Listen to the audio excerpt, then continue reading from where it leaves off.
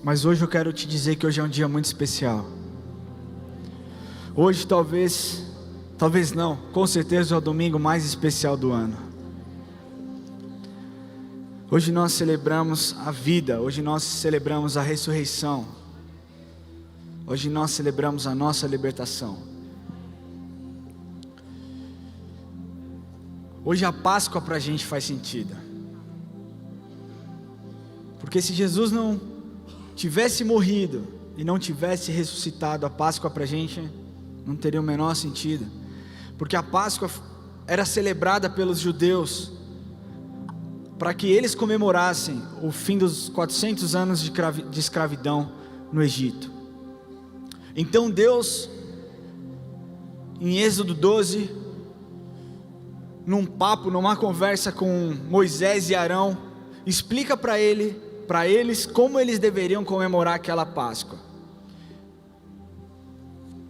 E Deus diz, entre várias coisas, porque Deus é muito detalhista. Muitas vezes nós perdemos coisas que Deus fala, porque nós não somos tão detalhistas assim. Mas Deus é muito detalhista, e Deus especifica um monte de coisa para Moisés e para Arão. E dentre elas, que eles deveriam pegar um cordeiro no 10º dia do mês de Nisan. Eu preciso que você guarde isso, 10º dia, você pode repetir, 10º dia do mês de Nisan. O calendário judeu tem duas datas, dois anos novo, né? Assim que eu falo, 2 anos novo. Que é em setembro, o calendário civil, e que é em abril. Então Deus diz a Moisés e a Arão que no 10º dia do mês de Nisan eles deveriam pegar um cordeiro. E esse cordeiro era levado para casa, era um cordeiro por família. E aqui é algo simplesmente incrível que Deus nos mostra. Porque eles deveriam comer o cordeiro por completo, por inteiro. A família deveria comer o cordeiro inteiro, não deveria sobrar nada. E caso a família não conseguisse, ela teria que chamar outra família ou outras pessoas para comerem junto. Isso aqui Deus nos mostra algo. Que o cordeiro nunca vai ser pequeno o suficiente para a família. A família pode ser pequena para o cordeiro, mas o cordeiro nunca vai ser pequeno para a família. E eu quero te falar que o cordeiro de Deus nunca é pequeno para você. Ele é sempre mais do que você precisa. Ele excede as coisas que você precisa. Então, depois de pegar aquele cordeiro, o cordeiro ficava dentro de casa, sendo analisado por 4 dias. Analisado, o dono via se existia alguma imperfeição, se existia algo que o impossibilitasse de fazer com que aquele cordeiro fosse sacrificado, porque o sacrifício tinha que ser um sacrifício perfeito. Então por 4 dias o cordeiro comia com eles, o cordeiro dormia com eles, e eles faziam uma análise muito minuciosa do cordeiro. Por que eu estou te explicando isso? E você vai entender logo mais. 1500 anos se passaram aproximadamente, um pouquinho a mais talvez. Então Jesus nasce. E a história do nascimento de Jesus, ela é simplesmente perfeita. Eu não vou entrar no mérito dessa história, porque a forma como ele nasceu foi algo sobrenatural, foi algo do Espírito, foi algo de Deus. Mas Jesus se desenvolveu, Jesus cresceu. Jesus não era um menino comum, embora fazia coisas comuns. Aos 12 anos, ele entra e fica na porta do templo pregando no seu bar mitzvah, e fica pregando e fica ensinando as pessoas, e as pessoas ficam maravilhadas, como uma criança de 12 anos tem tanta autoridade, tem tanto poder, porque ele não era um menino comum. Desde sempre ele sabia quem ele era e o que ele deveria fazer. Mas Jesus tinha uma vida comum. Jesus brincava provavelmente com as brincadeiras da época. Jesus talvez tivesse o cabelo da moda. Jesus comia as comidas da época. Jesus tinha os amigos. Jesus, embora tivesse uma vida normal, nunca foi normal. Até que chega o dia em que o seu ministério é ativado. João Batista, um homem cheio de Deus, cheio da presença do Pai, impactava e transformava e batizava pessoas. E ele sabiamente disse: eu vos batizo com água, mas virá um que batizará vocês com o Espírito. Então passam uns dias e de repente ele olha e fala: eis aí o Cordeiro de Deus. Então João Batista batiza Jesus e o ministério de Jesus foi ativado, e os milagres começam a acontecer, e Jesus, o Espírito Santo toma conta de Jesus, e ele começa a operar milagre atrás de milagre, a ponto dos fariseus, a ponto dos mestres da lei se indignarem. Como uma pessoa pode se assentar com pecadores? Como uma pessoa pode salvar uma mulher do apedrejamento, embora a lei dissesse que ela deveria ser apedrejada? Como que ele faz isso? O porquê que ele faz isso? Como que alguém pode entrar na casa de um corrupto como Zaqueu e jantar com ele? Como alguém pode dizer: eu perdoo os seus pecados? Aquilo gerou muito incômodo, aquilo gerou algo péssimo no coração dos fariseus. Mas todos reconheciam que algo diferente havia naquele homem. Nicodemos, antes de Jesus morrer, foi até Jesus e disse: Nicodemos era um dos grandes mestres, e disse: eu sei que você vem da parte de Deus, porque o que você tem feito é impossível que alguém faça se não vier da parte de Deus. Os inimigos de Jesus reconheciam que existia poder nele, a ponto de quando foram pegar Jesus no Getsêmani, e os soldados chegam e Jesus questiona: a quem vocês procuram? E eles respondem: nós procuramos Jesus de Nazaré. E Jesus fala: sou eu. Eles caem prostrados diante de Jesus.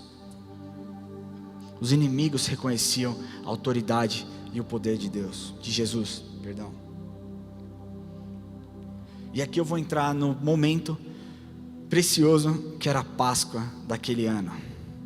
No ano que Jesus foi crucificado, Jerusalém provavelmente estava uma bagunça. Naquela época Jerusalém era uma grande cidade, tinha cerca de 150 mil a 200 mil habitantes. Como vinham muitas pessoas de fora, vinham famílias, vinham crianças, estima-se que em torno de 1,5 milhão a 2 milhões de pessoas estavam em Jerusalém naquela Páscoa. Você imagina como que não estava?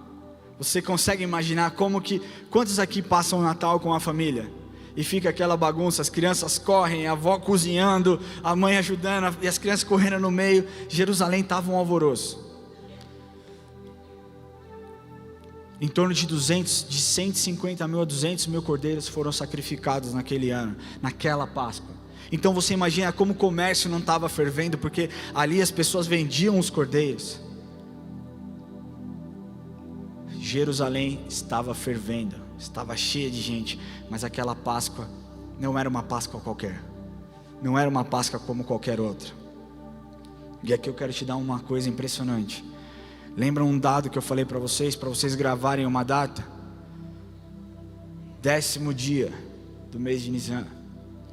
Foi no 10º dia do mês de Nisan que o Cordeiro entrou em Jerusalém, domingo de Ramos. Então Jesus entra em Jerusalém no 10º dia no mês de Nisan para ser analisado, e por 4 dias ele foi analisado por todos, pelos fariseus, ele foi analisado pelos mestres da lei, ele foi analisado por Anás, ele foi analisado por Caifás, ele foi analisado por Pilatos, ele foi analisado por Herodes, depois ele foi analisado de novo por Pilatos. Sabe o que aconteceu? Ninguém achou nenhuma imperfeição no Cordeiro de Deus, nada que o impossibilitasse e que anulasse a sua autoridade de ser um Cordeiro perfeito para o sacrifício. E eu começo essa palavra dizendo que é importante você entender 3 aspectos do que aconteceu naquela Páscoa. Você precisa entender o sofrimento, você precisa entender a redenção, e você precisa entender a restauração. E eu entro no meu primeiro ponto, falar a respeito do sofrimento. Através dos evangelhos e de documentos científicos é comprovado que Jesus sofreu e padeceu da mais cruel das mortes, o mais desumano tratamento. A dor física foi grande, mas a dor emocional e a dor espiritual foi algo que ele realmente não podia conter, algo que realmente chocou, algo que realmente abalou o nosso Salvador. Mas eu quero entrar primeiro no sofrimento físico. Jesus suou sangue. Quantos aqui já conhecem alguém que suou sangue? Eu já suei frio. Eu já suei, mas eu nunca vi ninguém suar sangue. Isso se chama hematidrose. É raro, mas existe, chama hematidrose. Isso muito por conta da tristeza emocional, da tristeza no seu coração, do seu abatimento, da tensão que ele estava vivendo, do estresse que ele estava vivendo. E como que isso acontece? Acontece que é uma desordem sanguínea, devido a uma congestão vascular capilar e hemorragia nas glândulas sudoríparas. Eu vou esclarecer para vocês. Os microvasos se romperam por todo o corpo de Jesus, e o suor se juntou com sangue e saíram pelos poros. Isso faz com que a pele fique extremamente sensível. Você pode pesquisar isso na internet. Isso faz com que a sua pele fique extremamente sensível, difícil de você tocar nela, porque machuca, porque dói. E eu quero falar que Jesus suou sangue por você. Foi por você. Então tiraram a parte de cima da roupa de Jesus e o amarraram em um tronco, não muito alto, para que ele ficasse realmente, para que ele não tivesse apoio. Então os soldados simplesmente despejavam todo o seu ódio nos açoites que Jesus sofria. Um instrumento para açoite era uma vara com couros nas pontas, com tiras de couro, e nessas tiras tinham bolas de ferro e ossos de ovelha. Quando os soldados batiam, e eram movimentos repetitivos, né? E era tão grande a raiva que eles tinham, e a raiva como eles castigavam Jesus, que eles tinham que se revezar, eles tinham que intercalar a batida, e eles batiam com muita vontade. E a bola de ferro, quando batia, gerava um hematoma, e o osso entrava, rasgava e arrancava fora pedaços da carne de Jesus. Foram 39 açoites. Eu não estou fazendo drama, isso é algo real, algo que aconteceu, a ponto da Bíblia dizer que que eles poderiam contar os ossos de Jesus, porque estavam expostos. Se não bastasse, decidiram colocar uma coroa de espinho na cabeça do nosso Salvador. E não foi uma coroa de espinho qualquer, onde simplesmente eles encaixam em cima da cabeça. Eles fincaram na cabeça de Jesus essa coroa de espinho. Todo o sofrimento físico que Jesus sofreu foi para que você pudesse ser liberto. Também existiu o sofrimento emocional. Imagina você sendo acusado de algo que você não cometeu. Imagina você sendo condenado à prisão por um crime que você não cometeu. A nossa reação a princípio seria ficar horrorizado, seria ficar indignado, transtornado. Nós podemos ver recentemente nas televisões pessoas que são condenadas à cadeia e que depois de anos e anos é descoberta a inocência, o estrago emocional que essa pessoa viveu. Ninguém pode reparar. Jesus estava ali, no momento mais triste da sua vida, no momento mais vulnerável da sua vida, pedindo pelo amor de Deus para que os discípulos pudessem ficar acordados em oração, praticamente implorando, falando: eu estive com vocês a vida inteira, por favor, agora eu preciso de vocês, eu preciso que vocês fiquem comigo, porque o espírito é forte, mas a carne é fraca, eu preciso que vocês intercedam. E Jesus vai orar, e quando ele volta, lá estavam os discípulos dormindo. E Jesus acorda e fala: por favor, orem. Vocês não puderam ficar nenhuma hora acordados, eu preciso que vocês orem. E mais uma vez Jesus saiu, e quando retornou eles estavam dormindo. Jesus se sentiu abandonado pelos seus amigos. Jesus se sentiu abandonado pelos discípulos que ele tanto amou.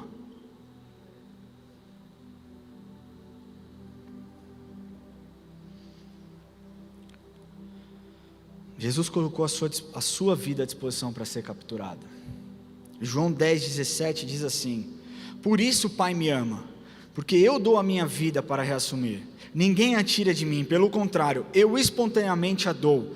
Tenho autoridade para entregar e tenho autoridade também para reavê-la.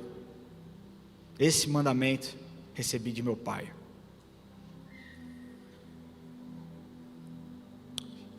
Jesus sabia que 2 dos seus discípulos o abandonaria. Um o trairia e o outro, talvez Pedro, o mais intenso dos discípulos, negaria Jesus 3 vezes. Você consegue imaginar um amigo seu te negando no momento que você mais precisa? Você consegue imaginar o teu filho te negando?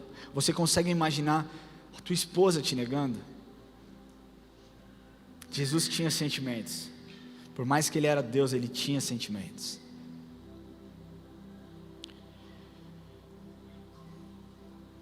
Vê a sua mãe. Quantos aqui tem mães? Coisa que eu não posso ver minha mãe sofrendo. E Jesus viu a sua própria mãe chorando. E ele, que sempre foi o socorro para essas pessoas, não podia fazer nada. A Bíblia traz o relato de que enquanto Jesus era açoitado e era castigado, todas as pessoas, todas não, mas parte das pessoas que ele curou estavam lá e estavam chorando. E Jesus via que ele não podia fazer nada. Ele não podia tomar atitude, porque era preciso que ele cumprisse a profecia. Era preciso que ele se entregasse espontaneamente para que você pudesse ter a sua vida de volta e que você pudesse ser liberto do pecado. E o terceiro tipo de sofrimento que eu quero falar é o sofrimento espiritual. Esse, com certeza, o mais doído em Jesus. Muito mais do que o sofrimento físico, muito mais do que o sofrimento emocional. O sofrimento espiritual foi algo que mexeu com as estruturas do nosso Jesus. E eu digo aqui porque Jesus sabia que o salário do pecado era a morte. Jesus sabia que o pecado nos afasta da presença de Deus. E sobre Jesus, todo o pecado da humanidade estava sobre os seus ombros. E Deus não podia ter mais com ele. Então Deus vira as costas para Jesus. E virar as costas não quer dizer que eu não te amo, eu não me importo. Não quer dizer isso. Quer dizer que aquela separação se fazia necessária. E era importante que acontecesse, para que jamais novamente precisássemos dessa separação. Você entendeu isso que eu estou te falando? A separação de Jesus com o Pai, com o próprio Pai, se fez necessária para que você jamais precisasse dessa separação. É importante que você saiba que Jesus não citou o Salmo 22 quando Davi diz: Deus meu, porque me abandonaste, só para se cumprir mais uma profecia. Aquilo era realmente o que Jesus sentia. Davi anteviu o que aconteceria na cruz. Davi anteviu as palavras que Jesus falaria. Jesus de fato se sentiu sozinho. Jesus de fato foi afastado da presença de Deus, foi afastado da presença do seu Pai. E Jesus de fato sofreu. A morte de Jesus foi a maior prova que Deus ama você. Talvez essa primeira parte dessa pregação tenha tocado no seu coração. Talvez você tenha entrado aqui e nunca tenha experimentado o amor de Jesus. Eu quero te falar, o maior amor, a maior prova de amor que já aconteceu foi há mais de 2000 anos atrás, numa sexta-feira, quando Jesus morreu na cruz por você. Eu quero fazer aqui um primeiro apelo. Se você deseja entregar a sua vida e dizer: Senhor, eu entrego a minha vida a Ti, eu entrego o meu coração a Ti, eu reconheço o Seu sacrifício na cruz, e eu quero de alguma maneira retribuir tudo aquilo que o Senhor me deu. E eu não estou te convidando para uma religião, eu não estou te convidando para você ser um religioso, eu estou te convidando a você ser um seguidor de Cristo como eu sou. como os apóstolos foram. Se essa pessoa é você, eu queria que você levantasse a sua mão, e eu vou orar com você. Existe alguém aqui que deseja fazer essa entrega? Se sim, levante a sua mão. Eu não consigo ver. Tem? Tem uma pessoa aqui, glória a Deus. Você também, por favor, vocês dois que levantaram a mão, vocês podem vir aqui. Se você não puder, eu vou até você. Se você deseja entregar a sua vida para Jesus, onde você reconhece que a cruz não foi o fim da vida, mas foi o começo de algo novo que Ele faria, eu quero te convidar, vem aqui à frente. Não perca essa oportunidade de reconhecer em Jesus que Ele é o seu Senhor, que Ele é o seu Salvador e que você precisa dEle. Existe mais alguém aqui? Vou fazer mais uma vez essa pergunta. Então vou orar com os senhores aqui. Como o senhor chama? Elinelson. Senhor Elinelson, Jesus ama muito o Senhor. Eu posso parecer uma pessoa nova, mas eu experimentei desse amor. E esse amor me cativou e me conquistou. E me libertou de tantas mágoas que eu tinha. Fez eu entender tantas coisas profundas que eu não sabia. Como pode alguém se entregar por mim sem me conhecer? Ele fez isso por mim, Ele fez isso pelo Senhor. Amém? Mais duas pessoas de vir aqui, glória a Deus. Como você chama? Jaqueline. Jaqueline, eu não consigo ver o seu coração, mas Ele vê. E tudo que Ele pagou na cruz, todas as chibatadas, a sua mão perfurada, os seus pés perfurados, toda humilhação, foi para que você nunca mais fosse humilhada por Satanás. Porque a cruz, Satanás achou que Jesus estava sendo humilhado e que ia acabar a história.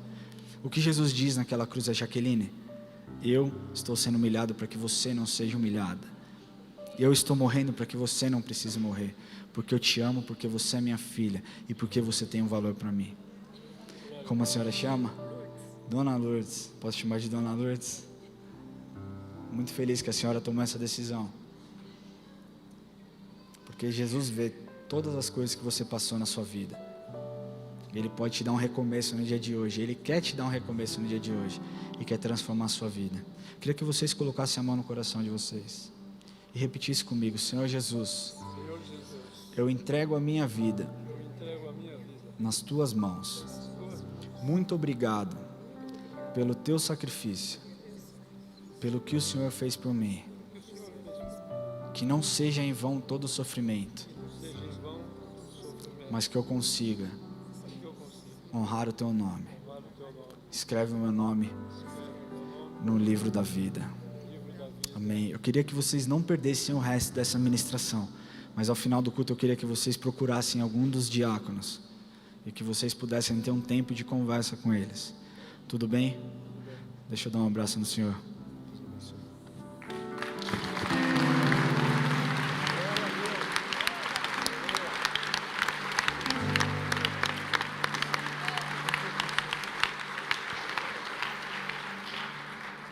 E para você que está aqui, que talvez esteja com o coração quebrado, eu quero te falar que Ele é sim o seu descanso, o seu refúgio e a sua vida. Primeiro eu falei de sofrimento. E eu posso falar uma coisa para vocês? Glória a Deus por essas 3 pessoas que se converteram. Se tivesse uma pessoa, eu estaria muito feliz. Não existe maior satisfação para alguém que prega o Evangelho de ver uma vida se entregando. Louva a Deus por essas pessoas. Louva a Deus pela sua vida.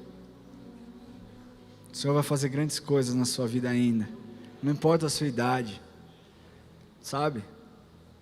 A mãe de João Batista, Isabel, era avançada em idade. E Jesus operou um grande milagre. Deus vai abençoar muito a sua vida, assim como a vida da Jaqueline. Cadê a Jaqueline? Jaqueline. Cadê outra senhorinha aqui que se converteu? A Dona Lourdes. Dona Lourdes, cadê a senhora? A senhora lembra muito a minha avó, viu? Amo a senhora. Com muito carinho. Segundo ponto dessa mensagem é redenção. O termo redenção, ele foi tirado de um costume antigo, onde alguém ia a uma feira de escravo e pagava por um escravo, mas não pegava esse escravo para ele. Ele libertava esse escravo. Então, o redentor era a pessoa que ia lá numa feira de escravos e falava assim: eu quero aquele ali. Pagava por ele, quando ele vinha, você está livre, eu paguei pela sua liberdade. Esse é o conceito de redenção. E foi exatamente o que Jesus fez por nós. Ele é o nosso redentor. Ele foi na cruz e disse assim: o preço, quanto que eu preciso pagar pela Jaqueline? Quanto que eu preciso pagar pelo José? Quanto que eu preciso pagar pela Dona Lourdes? Quanto que eu preciso pagar para qualquer um? Eu pago. Eu pago. E eles são livres do pecado, eles são livres da morte. Jesus pagou para que a morte não fosse o fim, mas para que a morte tivesse um fim. Vou repetir isso para você entender de forma bem clara. Ele pagou o preço naquela cruz para que a morte não fosse o fim, mas que a morte tivesse um fim. E ela teve um fim, porque hoje a morte não é o nosso fim. Hoje a morte é o começo de uma nova vida, onde nós estaremos com o Pai na eternidade. Aplauda o Senhor.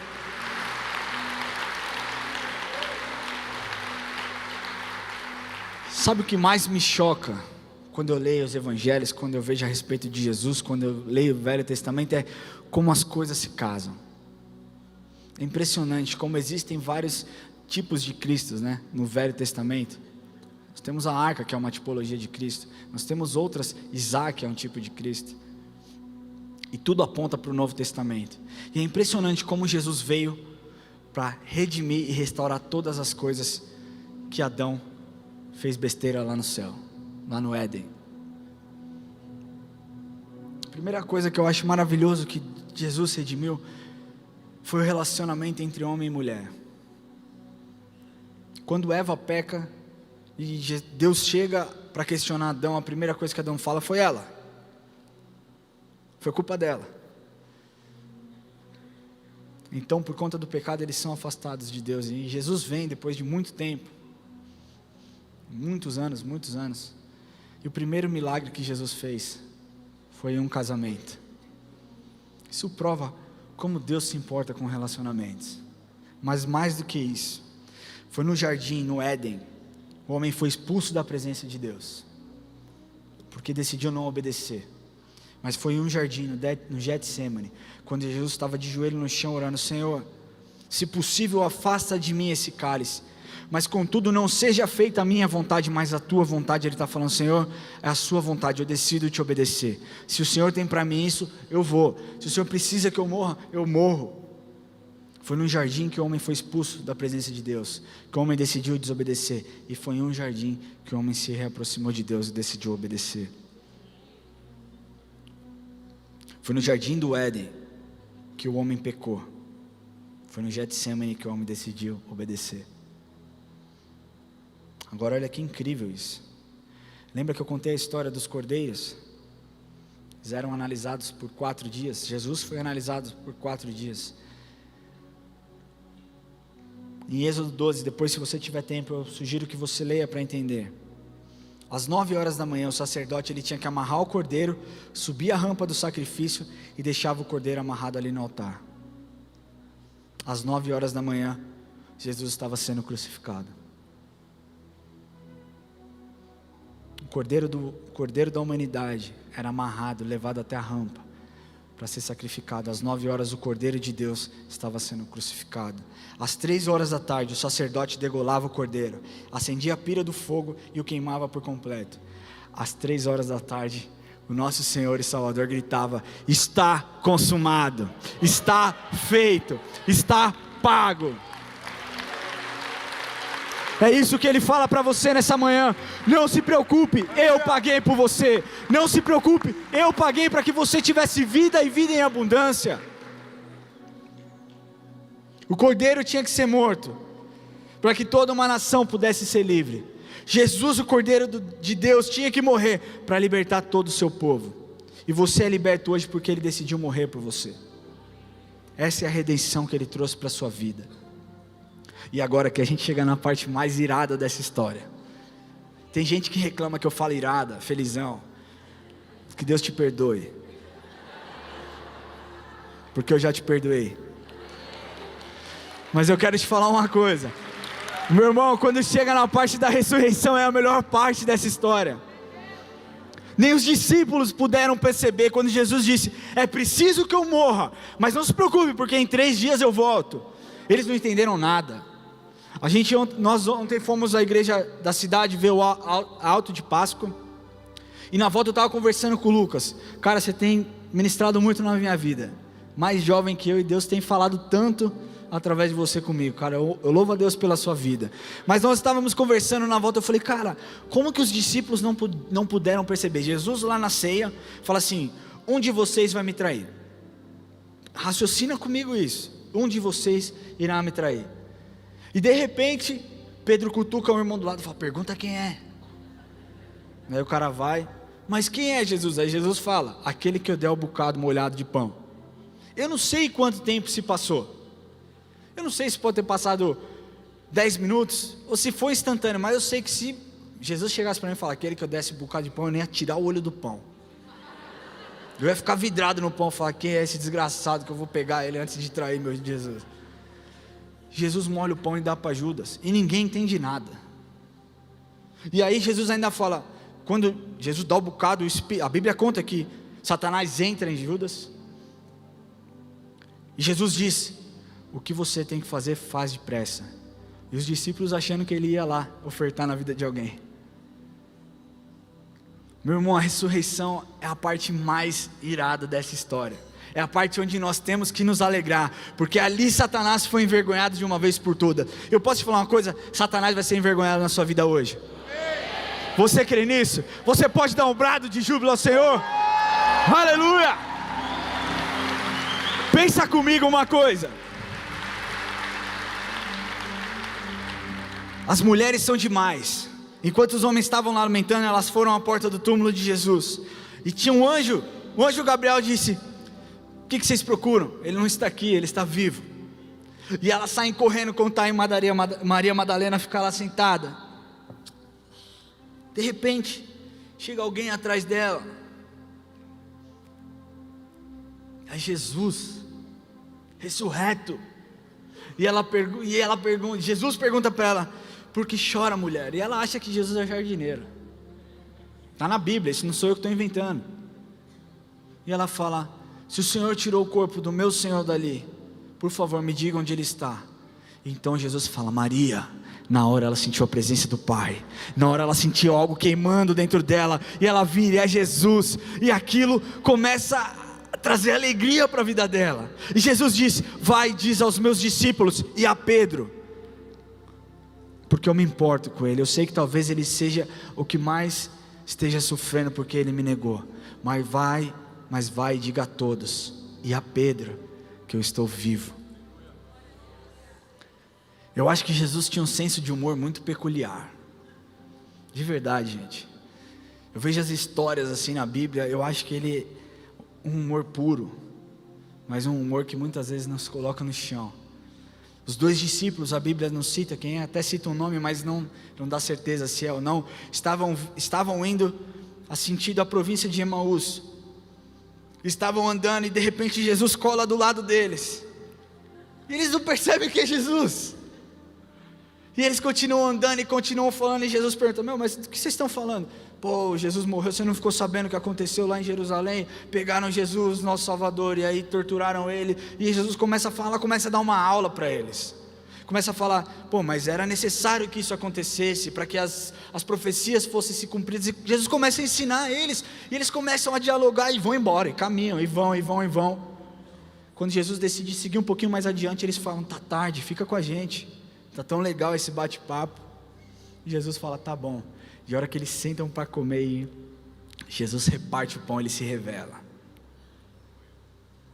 De repente ele some, e um vira para o outro e fala assim: não ardia no seu coração quando ele falava das coisas do Pai?